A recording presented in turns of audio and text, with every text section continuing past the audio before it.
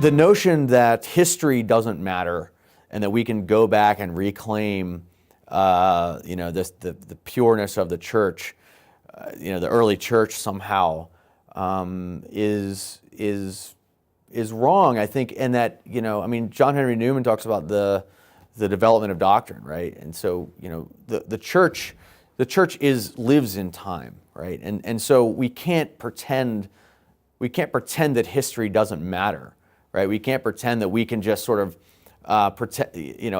we can't pretend that the last 2,000 years simply didn't happen and we can just go right back there and get that thing, because it's never that way.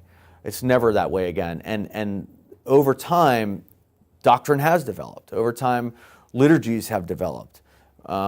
Rituals and orders and so forth. All these things have developed in time. That's all part of history. And I think it's one way to think about it is that it's the sort of the providential unfolding of the kernel of the early church. We have to look to the church and the developments in the church and history to guide us. And tradition. That's what tradition is. Tradition comes from the Latin meaning to hand down. Right? So the traditions of the church are the things that have been handed down to us. There's a great sense of relief in that because, not everyone can do everything and not everyone can know everything.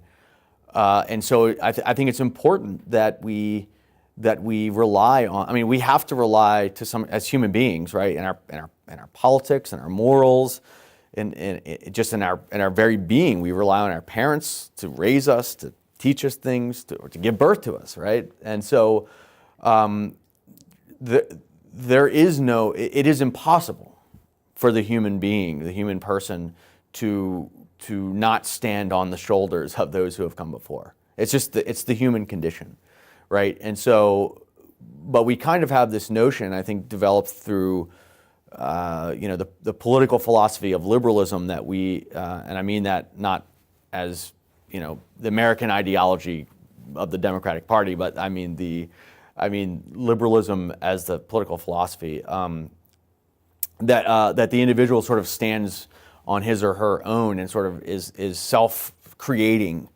Nothing could be further from the Christian message that the individual is self-creating. We rely on those who came before us. We rely on God for our being. We rely on our parents for our being. We rely on our societies for our moral development and for our for even our material sustenance. It's not only ungrateful, but it is a huge burden to think that we must build ourselves from scratch. And once you realize that A, that's impossible, and B, there are resources out there in the church and elsewhere to develop ourselves, or to allow ourselves to be formed in those ways, it is a great relief.